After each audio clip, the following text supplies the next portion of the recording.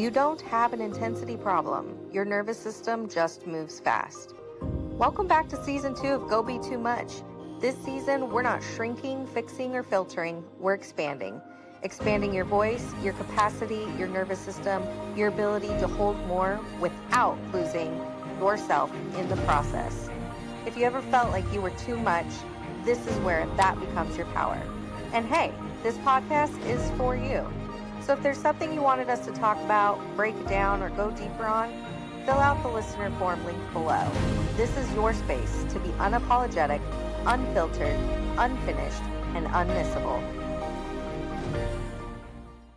Well, welcome to Go Be Too Much. I'm MJ, your host, and this is Cassie and Mandy. And we are on episode 3 here. And as we talked, this is all about expansion. And so I'm going to start us off tonight to say that I mentioned that I would be having in June on the 10th and the 13th 2 different live masterclasses for the pivot method.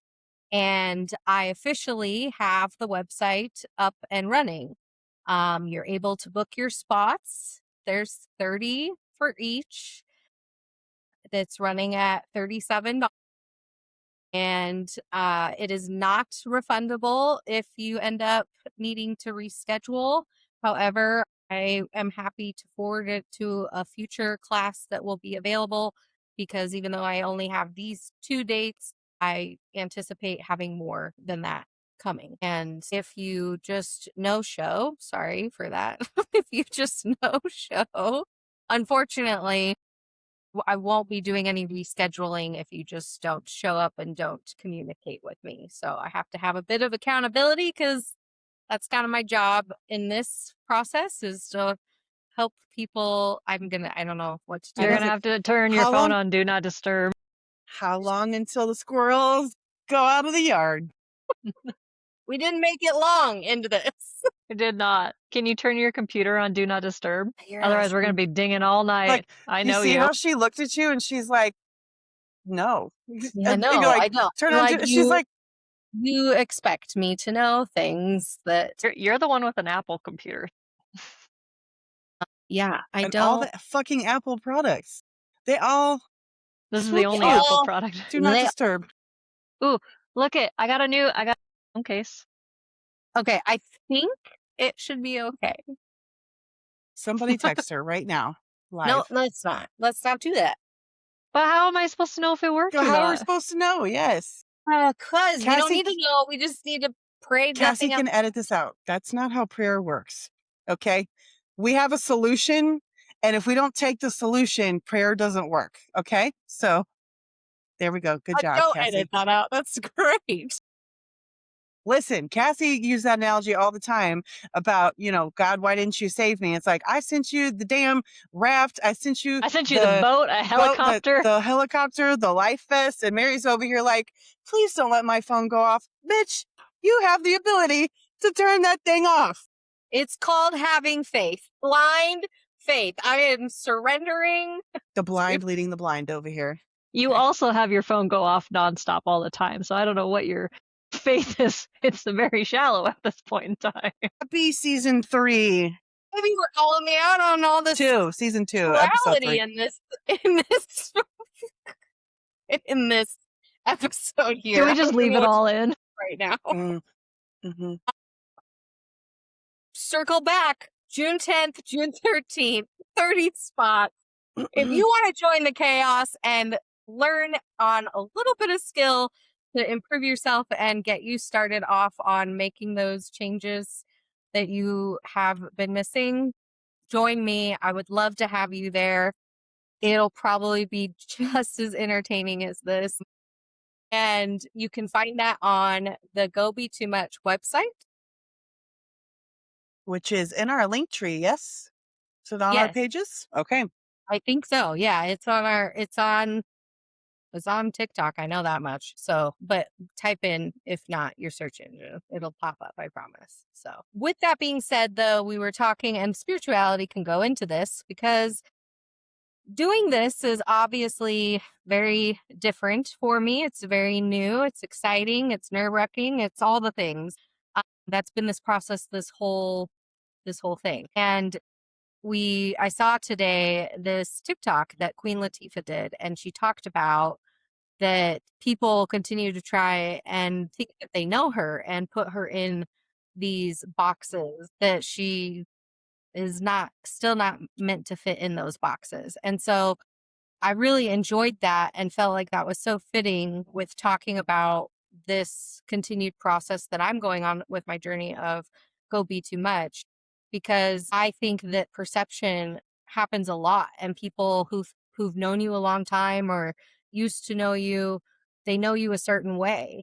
And it can be hard sometimes to see people stepping outside their norm, or for me coming into myself and being like, that's not, who's that, what is that, like, well, she can't do that, or things like that. And so, or why didn't she do this sooner, or this makes so much sense for her, right? And for me, spirituality is one of those things too, is new for me, and how I talk about it and the things that I believe, and learning about and allowing myself to get more familiar with. And I know that those are things that can be uncomfortable for people. And being go be too much is learning how to allow yourself to try on new things, do new things that feels good for you, even if the perception for other people might be she can't do that, or she needs to be in this box. She needs, or now she believes in spirituality and Gus and all. Oh, she's in the woo box. Like, that's your perception. And if you have criticism of people, then my thoughts are, what is that reflecting in you? What is my authenticity doing for you? Mandy, I see the face, the shifting. I did not expect the stupid forced training that I had to barrel through the last 3 days of my fucking contract for the year to be relevant in this conversation. But to shorten, hopefully, a very long, lengthy process for me into concise sentences or concepts for you, the last section of it today was like on culturally responsive teaching. So how do you build in, like, how do you create a classroom space that is responsive to the diversities of your students and the layers of that? So the layers of culture being the things that we see and the things that we don't see. So the visible pieces of our culture would be, our ethnicity. Usually you can see our race, you can usually see, but a lot of it you cannot see, like our religious viewpoints, our sexuality, even though some people will debate that. You can't see someone's sexuality. You can't see how they practice their religion or don't practice their religion. There's a lot of things that go into our culture that we can't see. There are a lot of things that we can see. And so when someone steps into your life, whether that's a classroom in my situation, or your therapeutic setting in your office, or when you show up to sell someone a house, we all do it as humans. It is common, it is normal to look at someone and to start trying to make sense of things. It's like, okay, I see that she is covered in tattoos in Utah. Like, I think she's going to be a safe one for me because I also have tattoos. Or, you see someone, like, for me at school, I wear all of my pins. I have my K-pop pins. I have my pride flag. I have concert. Like, I put as many indicators on me as, like, this is an okay space for all of this. Like, it is normal for humans to make assumptions, but a lot of times we make assumptions based off of what we think we know about someone, whether it is preconceived ideas because we've earned them, aka students in a classroom have a reputation of being one way or the other, or they haven't earned them. There's the racial biases that exist in society, in every single layer of society. If we don't have enough self-awareness to check that, or to like allow ourselves to be checked with our biases, we're making a lot of inaccurate statements and assumptions about people, and it impacts then the experiences we're having, because we're either cut off and limiting ourselves from experiencing that person's authenticity, or in my case, because I work with kids, like, you've now dimmed their light, you have now shit on something and you didn't even know that, and they're not even recognizing it because they're like, oh, this must be bad. Like this thing is bad because my teacher, my social worker, my principal made a comment about it, and now that kid has internalized it and it has shaped their experience, so now they're showing up differently in a world because somebody wanted to put them in a box. So it made more sense to them so they could teach the class, get through the day, sell a house, drive a car, whatever it is, whatever it is. We all just need things to make sense. And sometimes that leads us to make really poor assumptions. Lots Well, we of all know words, what but word assumption, like assume, when you break it down, right? And for people who may not know, normally I'd write this out on a piece of paper and show it, but I don't have that. But if you write out the word assume and you circle ass and you and me, it makes an ass out of you and me. Um, you sharing that, Mandy, triggered a memory of me in junior high, and that, like, perception, assumptions, belief systems, environments we grow up in, it made me think about that my family is huge on sports, right? Like that's what you do. And to have a relationship with my brother who's 6 years older than me and my dad who was around but also very much gone for all the work and stuff that he did, like sports was a big thing. And don't get me wrong, I love sports. I love that I took that avenue through my upbringing. However, what you were talking about made me think about that there was a year that I had tried out for the theater and had actually earned, and not many people know this, but the lead role in MASH. And I turned it down because it was going to interfere with volleyball season. And looking at that now and knowing me, if I had felt that I could have chosen the theater, that probably would have aligned more with who I really am. Don't get me wrong, I love my volleyball, kicked ass at that, loved it, it was great. But longevity wise, which one really resonates with something like you could see me going right now somewhere to like do theater and skits and shit for fun, right? Like, and it wasn't that my parents weren't so like they thought it was great that I earned that role and it was my decision. And I made that decision based off of environment and perceptions and your trying to fit in a experiences. box that made more sense or was safer or that I thought would get me what I want, which is connection, versus a box that, gosh, had I chosen that, who knows where we'd be today. Right, and that box would have gotten you connection, but at that point in your life, your brain, first of all, it was not fully developed, so it's not even thinking. It's not even No, thinking to that point. And that's the thing is a lot of these experiences that shape our world or that end up putting us in these boxes that we end up in, like they happen before we even have a fully developed fucking brain. Like those core memories or those core what the fuck moments are formed really early, and you could have had a whole different life had you gone left to theater practice instead of right to volleyball practice. That could have been a very different life for you, and right, absolutely.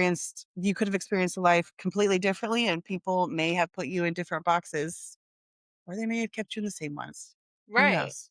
But those things coming up, I think, and it happening in here is great to be able to show people that that's the work that needs to be done. So if you're wanting to know, like, well, how, like, we always talk about different steps and things we do and this process to try and help guide people, because that's what I want for this, to help you find your way back to yourself. And that's one of it.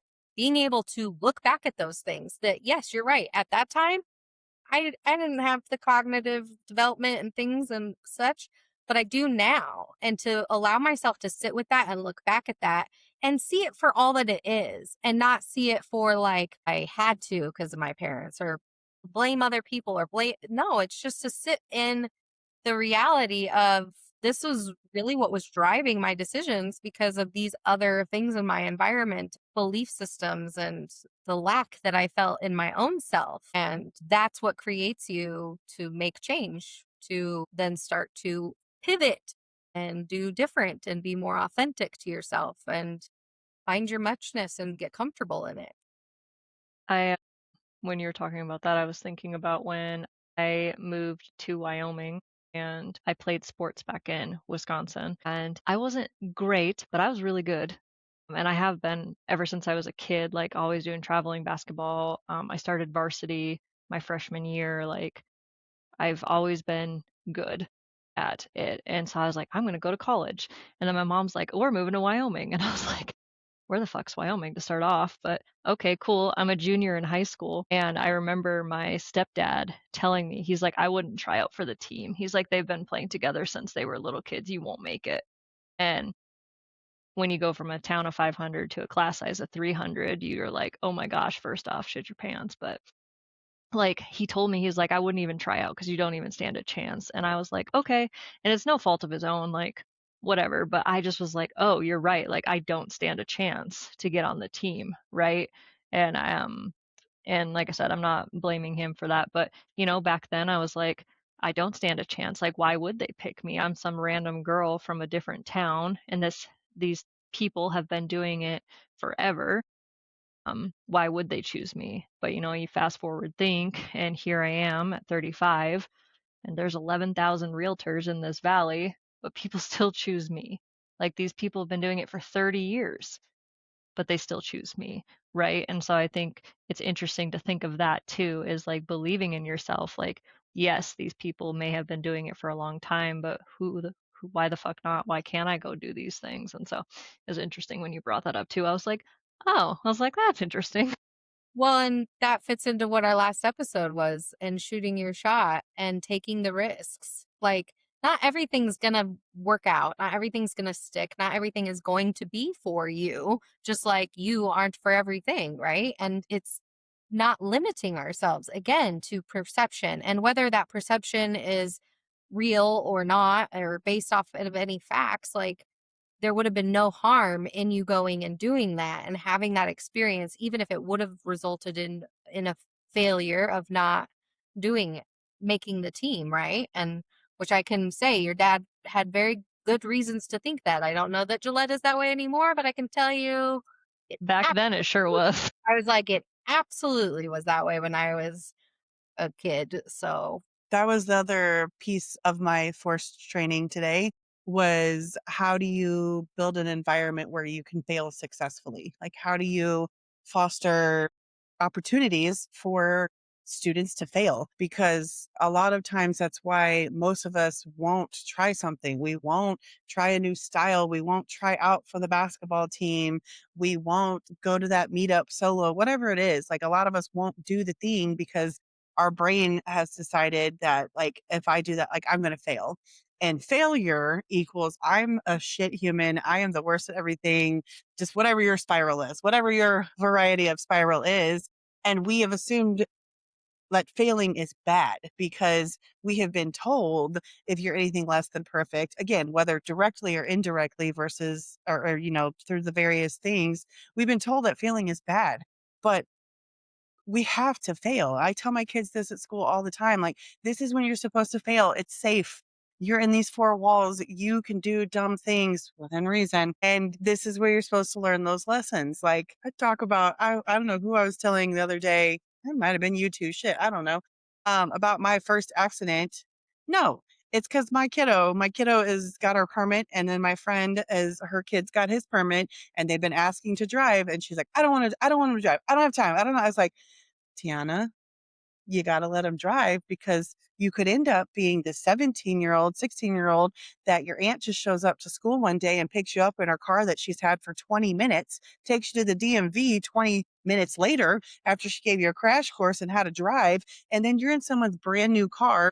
The instructor is asking them where the shit is, and you don't know where the shit is because it's not your car. It's barely even her car at that point. And you pass your driver's test with 1 point, and the state says you can go drive. And so what? You get in a car and you're just driving yourself like a dumbass around the world, around town, because you passed your driver's test and you knew how to do the things. But because I had not failed at driving, my first accident, wouldn't you know, I drove away because I was a 16-year-old scared shitless. And I didn't know I didn't know what you were supposed to do because I didn't fail. I hadn't had a fucking accident. I had not had that conversation because I wasn't supposed to have my driver's license. My aunt just picked me up because she was like, you have to shit or get off the pot. You got to do this.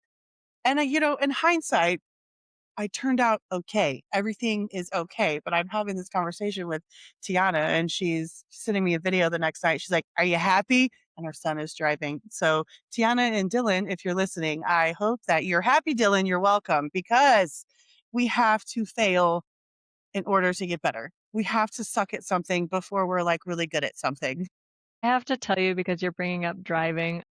So, no surprise that you guys know that I drive a manual right now. But when I bought my Jeep a couple years ago, I bought it without even driving it. I had my dad drive it. I was like, I really like this Jeep, but it's a manual. And my dad's like, "Do you know how to drive one?" I was like, "No, but you can test drive it for me." And he's like, "Okay." And he drove, so we bought it in a town 2 hours away, and I had him drive it halfway, so that way we were back in Wyoming in a podunk town. I got a crash course on how to shift gears, and Yes. I got home. But I'm here to tell you, I didn't realize how many hills were in Gillette, and I killed that son of a bitch all the time. And so I was that person that was in the middle of the street, like, killed it again, let off the clutch too fast. Yeah. But I bought the car. I didn't know how I was going to drive it, but I figured. But you figured it out, and you kept failing, and you kept figuring it out. You built up a tolerance to that. I'm like, I've had friends now ask me, they're like, "Why do you know how to do all this? Like, why do you know so much?" I'm like, "Because I have been stranded on the side of the highway. I have been in a car when the hood flew off of it. Okay. I have been in a car when it stopped in the middle of the intersection. Okay. I have been in a car with no air conditioning in August, and I've been in a car when it's overheating. Like, you don't know until you're in the situation and you're stress tested. Like, that is how we learn. Nobody learns. I mean, yes, we all learn in safe, supportive environments, but like the thing sticks when you fail and you're like, okay, this is what didn't go so great. This is where I fucked up. This is where I need to do something different next time. Well, That's and I like what you said. You said it's not failure, you're learning. Like you You're didn't learning. fail, now you're learning. You Yeah. failed if you did not learn a lesson. We fail if we didn't learn a Yeah. lesson or what we would do differently. Right. I agree with that 100%. And when you're talking about that and saying that, it's no different than what we talk about when we're talking about our mental health and our viewpoints and working on ourselves and stuff, because you don't know what you don't know until you know it. Mhm. And once you know it, then you actively have choices to make and to do differently and to It's problem solve. And if you choose not to, it's a whole other ball game. But it's you a know, Rickism. Mhm. It's not common sense.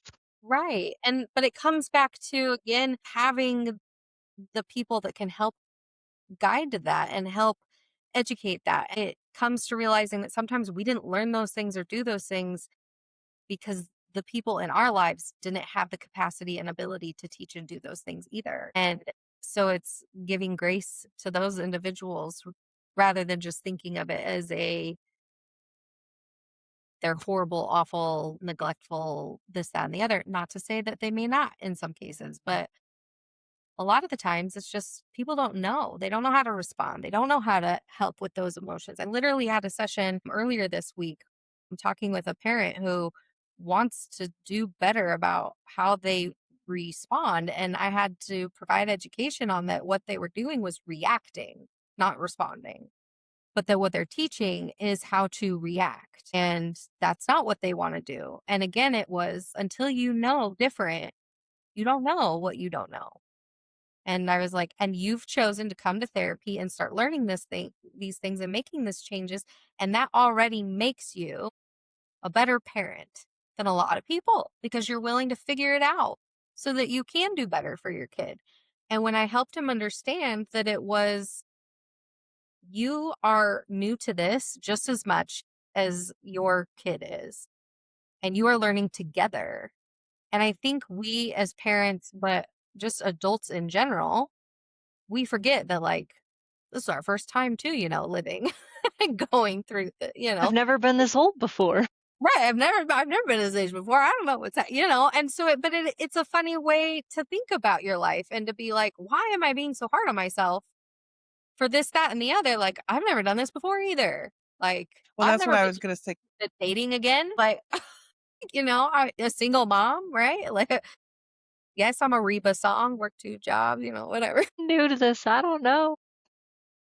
But it's being able to sit with those things and it being uncomfortable and like that, looking at it as learning versus looking at it as I'm failing. And that you talked about, extending compassion towards like our parents, caregivers, the adults in our life, or the people who were doing their best and maybe didn't know. But I also heard you say, and one thing that I am constantly always working on is having that fucking compassion for yourself. Because I think all three of us can look at our kids, can look at our friends, can look at everyone else outside of us and have a lot of compassion for them. But for me particular, like, I'm fuck you, you dumbass. You should have known this. Why can't you do better? Why did you do that? That was a really poor decision. You should know better. It's a lot of shoulds. You should have known better. You should have done differently. You should have done more. I was doing it last night at my kid's graduation. And my friend politely throat punched me and was like, you are doing enough. Like, just because you could have done more does not know that you, or does not mean you didn't do enough. And I was like, Right. I don't need to be therapized right now in the middle of this godforsaken parking lot, but thank you. Because a lot of times we forget that piece. We forget to like extend those niceties to ourselves as well. And like we can do it for somebody else, but it's like, hey, you also deserve that. Like you're also learning alongside, you're also like failing alongside. And that was part of my reflection and my training is, and they're like, how are you going to model this in your classroom, or how are you going to whatever? And I was like, well, I take every opportunity I can to be embarrassed alongside my kids. Speaking Spanish was a goal of mine. It's always a goal of mine. And I told one of my kiddos, because he was vulnerable with me and needed help, recording a video, and he's like, I'm just not comfortable speaking in English. I said, "Well, fuck it. Say it in Spanish. I don't know what you're saying, so I don't know. I don't know if it's right or wrong. Only you know what you want to say. So just do it in Spanish, and then we'll practice." And then we did it, and he was a completely different version of himself because he got to like feel comfortable. He got to speak in his native language. You could physically see him relax into that moment. And I was like, "Hey, so moving forward, when I speak Spanish to you, like I need you to correct me if when it's wrong. If I say something wrong, or if there's a better way to say it, if it makes more sense to say it some other way, like let me know." Every morning at the gate, I greeted this child in Spanish, and he giggled at me every single time. I was like, "Listen, I've got to be uncomfortable. I've got to be comfortable being uncomfortable. You're not going to get better at anything if you don't sit with that discomfort, but also like hold your own hand along the way. Like it's okay.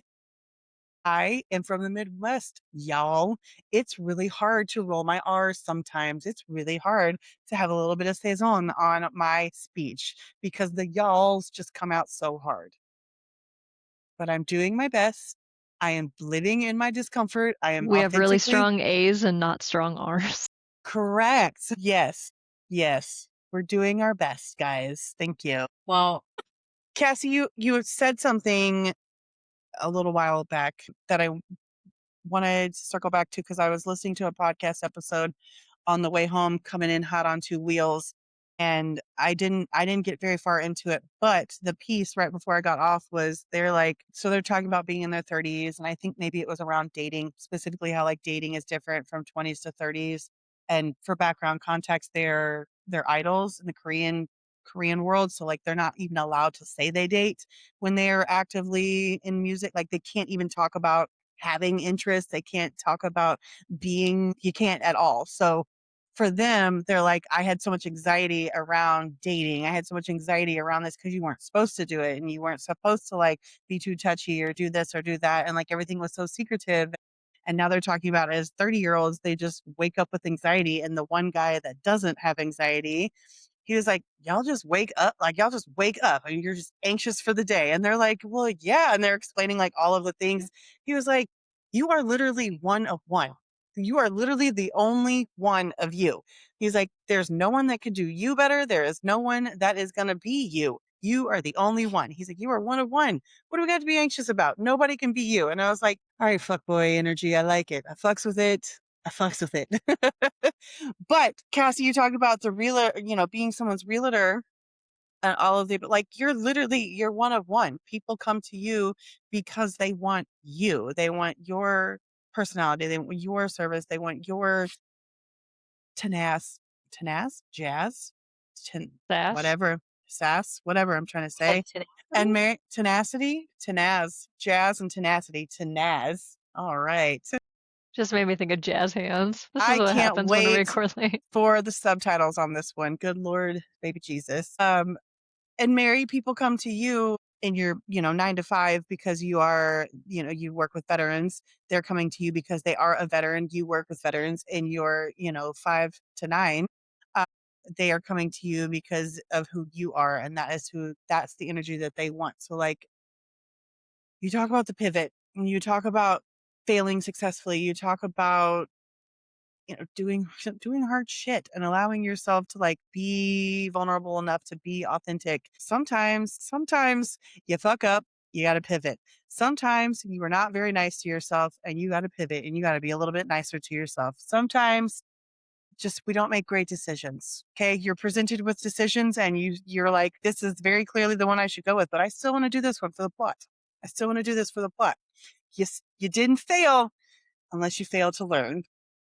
So Well, and I'm so glad you bring that up because I have had a lot of thoughts lately on making a choice and doing it for the plot, even though, it might not be the best of things or it's probably not the worst of things either. But I want to bring that up and say that for me, that has such a negative thing to it in general. We could go into this so much, but I'll try and condense that when you get to the place where I feel like I've gotten within myself and my confidence that, I've always had to some degree some pretty decent confidence in myself, but it's like a whole new level now. And having that confidence more in my discernment, my choices, my intuition of things and feeling things out. And so agreeing to do something and doing it and saying I'm doing it for the plot is almost like I'm choosing to do it for these particular reasons that are fun for me. To go just live life, to just be, to just experience, to just do. And I'm using my discernment and my confidence and my newfound self to know that if I'm choosing to do this particular plot, I feel secure in that. That I feel that it's a safe enough option. It's not, it might be uncomfortable because it's different. It might be, we don't know where it's going to take us, but it's not something that is going to cause me to have guilt afterwards or shame. And I can tell you that there was a time in my life that I would have had those things. And it's because I would have been making those decisions and those choices, though, from a place of lack, a place of low self worth. And it's like, no, if I want to go and do this thing for the plot and have the fun and have the banters and all the things, like, then I'm going to do that. And perception, other people, they may think something of it. They may, why would she do that and give that person another try? Or why would this or that or the. But I know my intention. I know what I'm doing. I know I'm not a slut or a fuck boy, right? We know I'm a lover girl, but I got the fuck boy energy because I like to flirt and I like to banter. And I don't hold shame in that anymore. And I think I used to because why wouldn't I? You shouldn't be that way. How wrong of you. Don't be so bold. Don't be well, so. there's a reason it's Be called a fuck boy lady. energy and not fuck girl energy because we're not allowed. We're not Right. allowed. Right. And yes, don't get me wrong. There is that type of energy that has a negative to it. And there's a reason that there's a stigma for it. But again, we're coming back to our favorite word here of duality, and that sometimes it's not the negative. Because anybody who would really know me, they know exactly what I'm talking about when I say lover girl, fuck boy energy. And that it is not the negative, toxic. I'm not out here playing no game. We ain't Listen, got time for that. I am of a certain age. Okay, I are we am doing this or grown. nah? Is what I am grown. I think that is a good reflection point too because I know we're using it jokingly, but like seriously, a 20-year-old Mandy fuck girl energy, hot girl shit. We'll use Meg, hot girl shit. 20-something-year-old Mandy and her hot girl shit versus a 30-something-year-old Mandy and like I ain't got time for this shit. Like if I am coming at you with some direct ass energy, you've got about 22 minutes Like, we're gonna have to be doing the things because, like, I made the decision. I want to do this, whatever this is. Use your imagination. Like, I want to do this. If you hesitate, or if you stray, if you change the energy, I'm like you said, I am so content in my decision in this. Like, if you hesitate, excellent, goodbye. Thank you for making that easy. I'm gonna go to bed. I'm gonna go eat. I'm going to go do literally anything else because we have done the work to get to the point where we're like, I don't need to be chosen to feel special, Right. to And then it's not feel about us. whatever. Like, that it's Correct. really not. Like, it's not about us at that point. I put it on the platter And so a lot of that metaphorically. would go to, anxious individuals, anxious Mhm. attachment, and oftentimes thinking that, like, oh, we went out, we had a drink, we had fun, whatever. And we're using dating because it's the easiest and it's our reality. But you can apply this to a lot of things. And it's, if you don't hear back from them, if it, you have some exchanges of text afterwards, but no real plans happening yet. And yes, it's completely valid. Of course you want to. Of course that would be great. But if it doesn't happen, why does that instantly make you regret or feel shame for the first choice? Isn't that what you wanted?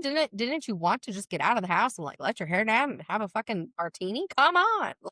Yes, that is what you wanted, right? And if there's no further action or anything beyond that, like, that's no harm, no foul. And it shouldn't even be putting labels on the other person as it being a problem with them. I don't know. They don't owe me anything. I don't owe them anything. It's still new. It's like, and so I don't know what needs to happen in the world of people to, like, come to get to this place. Come see me. Go be too much. Let's work on it. Cause seriously, like, we need to fix the mentality around these things. And I'm speaking from it because I was there. I've been there. I was there. I'm healing that stuff. The thing that I have realized or continue, I think I realized this a long time ago, but the thing I continue to realize and sometimes work on it, sometimes just very deep down and don't acknowledge because who has time for that is this notion of allowing myself to have wants. So, like, allowing myself to have a need is hard enough. Admitting that I need your help or I need you, I need food, water, shelter, oxygen. Ugh, what do you mean? Like, I haven't eaten in 3 days and my body is shutting down. Like, that's really inconvenient for me right now. I don't want to admit that I need to slow the fuck down and do less. But, like, having a want is disgusting. And saying, like, I so many times in my brain or outwardly will not admit to wanting something as simple as the food in my office. And my kids will call me out and like, Miss, why haven't you eaten? Why are you giving your food away again? Why did you let them have your last whatever? Why did you let them have this thing? Because I don't want to have wants, because if I have wants in my head, I have the opportunity to be let down. Because if I want the thing and I get the thing and it sucks, then that was disappointing. If I don't get the thing, well, that sucks too. And like, what if I get the thing and it's fucking amazing? And now I'm doubting who I am as an individual because now am I enough for the thing? Am I worthy of the thing? And it's like, well, I don't want that either. Like, I don't have time to question that, or I don't have time to step up to that. So I, a lot of times, have to catch myself like, bitch, you are allowed to have wants. You are allowed to be excited. You are allowed to have a feeling, and you are allowed to be let down. Can be let down. It's kind of like you can fail successfully. You can fail safely, but the Yeah. word that I keep hearing us say, Mary, you've said a couple times, and I know it resonates in my head, is the safety piece.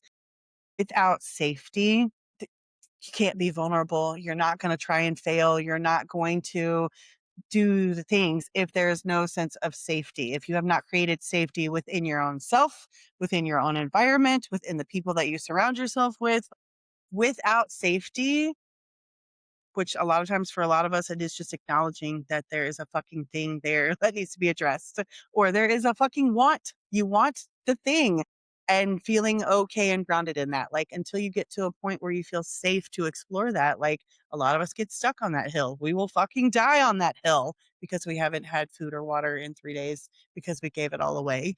Um, it's Well, I know wild. you're a softie on the safety thing because you even wrote it in my wedding card I just read today. Well, and Thanks. I'm so glad the first thing you said when you're talking about having that safety within self, because you can feel safe around other people, but if you still don't feel safe within yourself, like you're not reaching that level that you really need to be living the life that you truly want and deserve. And getting safe within yourself means that you then feel comfortable in the decisions that you make, no matter the outcome. And it's then realizing that having wants is okay because you're allowed to have those wants no matter the outcome. And having those wants don't make you needy. And needing people is okay And too. you're supposed to have needs. Exactly. It doesn't Right. make you needy. You're supposed to have It doesn't needs. make you needy. Right. And being so secure and everything within yourself when you get to the place that you're okay saying, I have needs and I have wants, and this is how this is and how I am. When you get so secure within that, it is intimidating to people. And that is something I know I still to this day is a part of my struggle of like the intimidation to people and like why is that there? Like I love everybody. I get along with you. I will be your friend. I will know you for a day and offer to come give you a jack for your tire. Like I am that person. Why am I intimidating? Right? But especially in the dating world, and I've said it to people. I'm like, "Yeah, you're right. I am independent. I don't need you, but I can want you. And if you know anything about that, you're going to want you and not need you." So, any Enough gentlemen, if people. they're listening that know me, none of you ever come back with the answer that says, "Oh, I like that." Oh, that's a topic for another day. That actually, we were talking about that this morning, like male ego fragility, the concept of like they're okay with X, Y, and Z until they're not, until it's an ego hit to them. Like, yeah, you said you were okay with me being independent. You said you were okay with me not needing you, but like, motherfucker, I don't need you. Like, I don't want to be around you right now either. But like, it's different. It is different in practice. Like, yeah, lip service is great, but like, I'm a woman of a certain age now.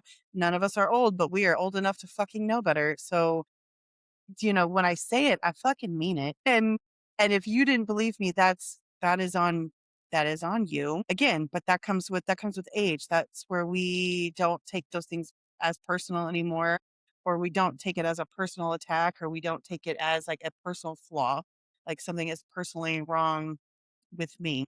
Right. And the further growth is then not necessarily giving the negative stigma and blame to the other person either, and knowing that Correct. they may not know until they know it. And that's They may okay. not. And I But think that that's not for your me, project. right, right. But it's been learning about myself that intimidation creates that, as we'll call a tower in those individuals to break down. And this isn't just even, it's not just men that this stuff happens with and create those towers in other individuals around me. And knowing that that's not a curse, that's not a bad thing. That how wonderful is it that I can be so within myself, shine the way that I do, act and speak and think and challenge and blah, blah, blah, the way that I do, that it creates in a person to have this reckoning, this shift within themselves to be like, right? Now, some people, they run from it, they hide from it, and that's okay. They're just not in that capacity. Other people I know, like Cassie, it challenges her to rise, right? Like, and that's beautiful. But I used to see that as such a negative. I used to take it as such a, I don't want to cause that for people. And now I'm like, this is my purpose. Let's go. I know I'm giggling thinking about how I think both of our origin stories with Mary Cassie are like, who the fuck does she think she is? Like, who is this bitch from Wyoming? It's funny. It's I funny can to only reflect. imagine in grad school when you met her. I was already too loud and too much for Mandy at first. Like, she's like, I'll never forget the look in class. I'll just never, it's core memory and I love it. Fuck. How do I you mean, end up I with can, core memories from both of us? and it was both of us being like, Except for, yeah, yours was like, who is this bitch? And Cassie's like, oh my God. Mm-hmm. It's a very interesting dynamic So here. see, perceptions. But see, And with God, that, because these two We can't love breathe. you. Go be too much. I hope to see you in the lives coming up in June.